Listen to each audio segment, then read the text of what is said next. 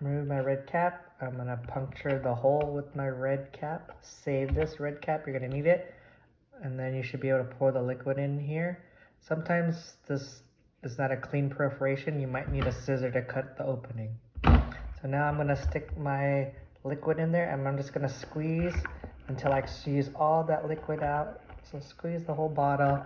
It's in the perfect water to powder ratio for you.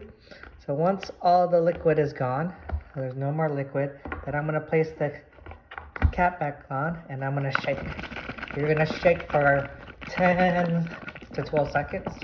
So 1, 2, 3, 4, 5, 6, 7, 8, 9, and 10. Then I'm ready to open the lid here. So you see me opening the lid. And then we got a good consistency. And we're gonna start at the back end first, and we're gonna slowly flow it in the back, minimizing our mess here.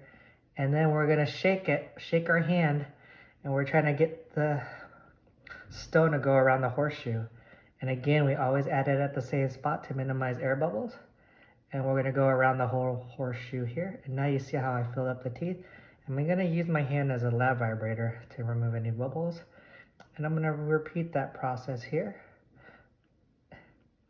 Try to minimize my mess, not to get any of the stone on the blue tray.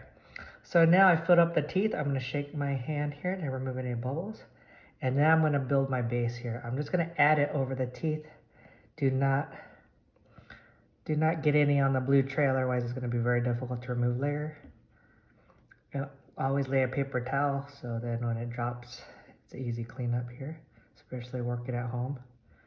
And I'm just building up my base all the way around the horseshoe, making sure I don't have any on my blue tray. So it's still kind of a runny consistency. So what I like to do is kind of just remove a little bit of excess that might have spilled over onto the blue tray, like in this middle. This is the most common spot. We need to clean that one up really well. So I'm just gonna kind of clean the middle of the horseshoe there a little bit here. Make sure you have a lot of napkins in place. And then I'm just gonna set it down flat. Do not flip it over. Just lay it flat like that. And while it's laying flat,